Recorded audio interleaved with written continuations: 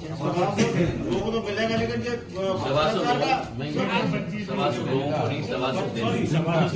सभासद दिन का जो इसमें हमारा था जो भ्रष्टाचार का के लिए क्या तंत्र है आपके पास? तंत्र ये है कि हर काम को जियो टैग किया जाएगा, हर काम को डिजिटाइजेशन के आधार पर। अगर ज्योतिरादित्य सिंधिया ने काम लिया है वहां, तो अभी क्या स्थिति है, 10 दिन के बाद क्या स्थिति है, रोज डिजिटाइजेशन के आधार पर मॉनिटरिंग की जाएगी कि ज्योतिरादित्य सिंधिया वहां जेसीबी मशीन लगा रहे हैं कि लोगों के द्वारा रोजगार करवा रहे हैं। मनरेगा में नहीं चल रहा है, मनरेगा में मशीनों से काम हो रहा है। वही तो उस पर पूरा अंकुश लगाया जाएगा और जो रोजगार के लोगों का रोस्टर बनाया जा रहा है, पैसा उनके खाते में सीधा जाए, इसकी भी पूर्ण रूप से प्रणाली बन चुकी है। तो हम देखा जाए कि जिले के अंदर खनिज संपदा हमारे यहाँ काफी ज्यादा है, लेकिन उसके लिए मात्र एक इंस्पेक्टर है हमारे यहाँ पर। वो भी और नहीं अभी करेरा के अंदर हमने देखा कि कितना बड़ा अवैध उत्खनन हुआ, कलेक्टर साहब ने उस पर अभी जनप्रतिनिधियों ने ये मुद्दा उठाया अवैध उत्खनन का। मैंने डिस्ट्रिक्ट माइनिंग ऑफिसर को कहा है कलेक्टर साहब के साथ मिलकर पूरा प्लान बनाए और जहां जहां अवैध उत्खनन हो रहा है वहां पुलिस को लेकर नियंत्रण हम लोगों को करना है। और हमारे जनप्रतिनिधियों ने भी, मैं उनको धन्यवाद देना चाहता हूँ, उन्होंने भी कहा है कि वो वीडियो फिल्म और बाकी लेके भी प्रशासन को देंगे ताकि इस पर हम लोग काबू पा पाए। हमारे साथ जो इंस्पेक्टर है वो भी सर्वेयर है, उनको 1 साल से चार्ज पे रखा, उनको बदल दे तो मुझे लगता है कुछ न कुछ तो पड़ेगा, क्योंकि वो सेटअप में है पूरे। नगर पालिका की स्थिति बड़े दयनीय है। पिछले 3 महीने से नल कर्मचारियों को तनख्वाह नहीं मिली, नल बोलते हैं। उनका कहना है कि मैं अपना, अब देखो आप, मैं एक इंसान हूँ, आप मुझसे यही अपेक्षा कर सकते हैं। अरे भाई 1 मिनट, तो एक इंसान कर सकता है। मेरा पूरा ध्यान अभी पानी और सुएज के ऊपर। नहीं, तनख्वाह नहीं मिली उनको।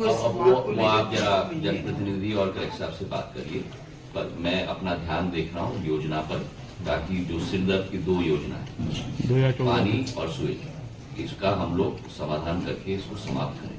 और वो सुएज का फेज 2 भी तैयार है 60 करोड़ का। और मैंने कहा है एक खुदाई नहीं होगी, एक काम शुरू नहीं होगा वो फेज 2 का जब तक फेज 1 पूर्ण न हो, जनता से हम फीडबैक न लें कि आप संतुष्ट हैं, तभी फेज 2 का काम हम शुरू करेंगे। नहीं तो वो भी, ये भी कल्याण हो जाएगा और वो भी कल्याण हो जाएगा। हम लोगों ने पूरा ले तो हो गया है, टेस्टिंग 40% हो गया है, 55 किलोमीटर की टेस्टिंग और क्लीनिंग बाकी है। एसटीपी डिफ्यूजर लगाने की जरूरत है और 34 चेंबर हमारे डैमेज हैं, वो भी हम लोगों को ठीक करना है। तो इसका प्लान भी मुझे सोमवार तक मिल जाएगा। बरोदिया की जो सिंचाई योजना है 15 फरवरी तक शुरू होगी और जून तक समाप्त होगी। पिछोर ओर की जो बहुत महत्वाकांक्षी योजना है उसका बांध 100% कंप्लीट हो गया है, कनाल का 80% कंप्लीट काम हो गया है।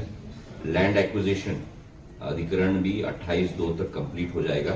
इसमें एक कठिनाई है, सुप्रीम कोर्ट ने एक जजमेंट दिया है जहां पूरे नियम को हमें दोबारा करना है, तो जब तक हम लोग जल संग्रहण वहां नहीं कर पाएंगे, तो सुप्रीम कोर्ट के जजमेंट का विषय जो है पर्यावरण मंत्रालय के साथ मुझे बात करके जो नए नियम पर्यावरण मंत्रालय को निकालना है उस पर हम लोगों को चर्चा करना होगा। ट्रांसपोर्ट नगर जो शिवपुरी का बन रहा है, इसमें अप्रोच रोड की जरूरत है, सामने 400 मीटर, पीछे 7 किलोमीटर की, करीब 10.5 करोड़ की। इसे हमें स्वीकृत करवाना है और 60 शॉप्स का ऑप्शन जल्द से जल्द हमारा होने ही वाला है। इन सभी मुद्दों पर हमारी चर्चा की, फिर हमारे सभी जनप्रतिनिधियों ने अपने अपने मुद्दे भी उठाए हैं सड़कों के और बाकी चीजों के, जिस पर हम लोग चर्चा करेंगे। 2 बड़ी घोषणाएं आज मैं करना चाहूंगा। अनेक मुद्दों पर हमारी चर्चा हुई है, जिसका एक समीक्षा आप सबके समक्ष में रखना चाहता हूं कि आप लोग भी कई मुद्दे उठाते हैं और सबके समक्ष ये प्रस्तुतिकरण हो जाए जनता के समक्ष भी आपके द्वारा।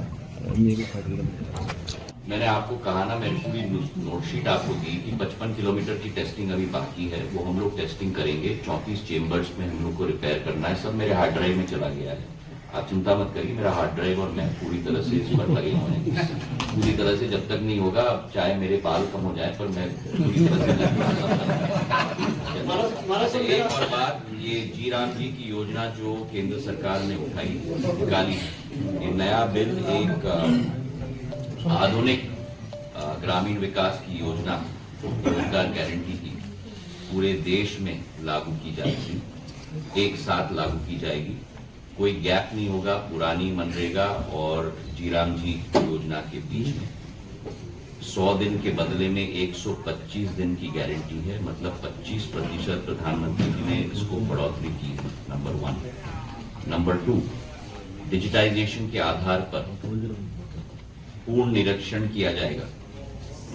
कई जो हम लोग ने पिछले 12 साल से घोटालों की बात सुनी है, मैनुअल लेबर होना चाहिए, मशीन का इस्तेमाल किया जाता था, उस पर पूरा नियंत्रण किया जाएगा। नंबर 3, जितने भी हमारे कर्मचारी हैं और हमारे ग्रामीण अंचल के लोग हैं जो इसमें भाग लेंगे, उनके लिए 15 दिन के अंदर कोई एक्सक्यूज नहीं, पेमेंट होना ही होगा। ये जो कई बार हम लोग सुनते हैं कि 2 महीने विलंब हो गया, पेमेंट नहीं हुआ, 3 महीने विलंब हो गया, अब ये हमारे संसद से पारित हुआ है। 15 दिन से ज्यादा अगर पेमेंट रखा गया जाएगा तो ऑफिसर के विरुद्ध कार्रवाई होगी। नंबर 4, वर्षा ऋतु के समय में, वर्षा ऋतु में कह रहा हूं, बुआई के समय में जब डिमांड रोजगार की इतनी ज्यादा नहीं होती है, राज्य सरकारों को पूर्ण स्वतंत्रता दी गई है कि उसको होल्ड पे रखें और उन सीजनों के लिए हम लोग ज्यादा रोजगार हम लोग दे पाए, जिन सीजनों पर ग्रामीण क्षेत्र की जनता के लिए रोजगार के अवसर न हो। तो ये फ्लेक्सिबिलिटी भी जी राम जी बिल में हम लोग ने रखी है। कुल मिलाकर जो भ्रम फैलाए जा रहे हैं, निराधार, जिस सरकार ने इस योजना को भ्रष्टाचार की बलि चढ़ाई थी, उसे सुचारू रूप से ठीक करके प्रधानमंत्री जी ने नए 21वीं सदी के भारत में डिजिटाइजेशन के साथ जनता के लिए 25% ज्यादा रोजगार के अवसर और उसी के साथ समय अवधि में उनको अपनी राशि मिल पाए, सारे प्रावधानों के साथ ये जी राम जी बिल को संसद में पारित किया। कांग्रेस हाँ महाराज जी, डिस्ट्रिक्ट हॉस्पिटल का और मेडिकल कॉलेज का आपने बताया, खासकर डिस्ट्रिक्ट हॉस्पिटल का, कि यहाँ इतने डॉक्टर्स के पद रिक्त हैं। अभी जो एक न्यूरोलॉजिस्ट थे यहाँ जिनका ट्रांसफर श्योपुर हो गया था, वो तो आ गए महाराज। आप प्रश्न को इस तरह से शुरू नहीं करते कि पहले तो आपको बहुत बहुत बधाई की। यहीं आ रहा था महाराज, मैं यहीं आ रहा था, श्योपुर भेज अच्छा है दिया कि था। आप वहां से शुरुआत करें और फिर प्रश्न पे आए। मैं वहीं से शुरुआत करता हूँ कि उसके लिए आपको थैंक्स कि आपने वो श्योपुर कलेक्टर साहब ने भी चिट्ठी लिखी, आपने भी किया और शासन की तरफ से ये हो गया, ये तो थैंक्स आपका। लेकिन महाराज आज ही कल शाम को एक 19 साल के बच्चे की डेथ केवल इसलिए हो गई क्योंकि उसको टाइम पे उपचार नहीं मिला और कार्डियक अरेस्ट से डेथ हुआ। शिवपुरी का एडवोकेट मित्तल जी का बेटा है। ऐसी घटना है महाराज, यदि हम पिछले 1.5 महीने का रेशो देखें या साल भर का रेशो देखें तो तकरीबन 150 से 200 मौतें हमारे शिवपुरी जिला चिकित्सालय और मेडिकल कॉलेज में हो चुकी है केवल कार्डियक अरेस्ट से। यहाँ पर महाराज ठीक है, मेडिकल कॉलेज में न्यूरोलॉजिस्ट नहीं है, यहाँ एक मिल गया बेहतर है, पर कार्डियोलॉजिस्ट की बहुत बड़ी आवश्यकता है महाराज। या तो नोट कर लीजिए, बहुत बड़ी आवश्यकता है महाराज। इसमें ये नहीं है तब तक शिवपुरी शून्य है महाराज, और टाइम मिलता नहीं उपचार के लिए। ठीक, cardiology. Thank you Maharaj. Sir मेरा कठिनाई आपके राज्य की खबरें, आपके शहर की खबरें सबसे पहले जानने के लिए देखते रहें अमर उजाला। चैनल को सब्सक्राइब जरूर कर लें और पाएं हर अपडेट।